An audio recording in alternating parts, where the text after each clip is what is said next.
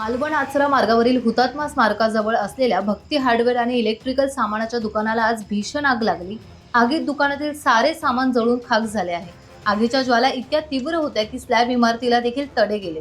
दुकानाचे मालक विनोद गवळी यांनी सांगितले की सुमारे 1.25 कोटीचे नुकसान झाले आहे।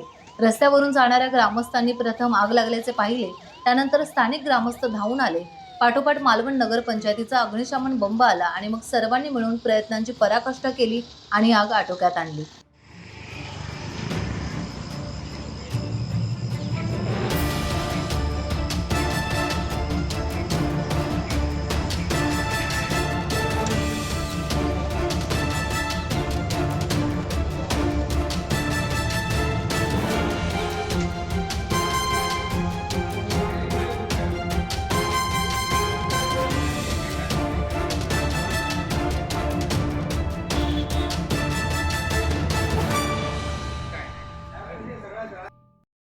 टाइम्स डिजिटलला लाईक करा, सबस्क्राइब करा, शेअर करा आणि बेल आयकॉन दाबायला विसरू नका।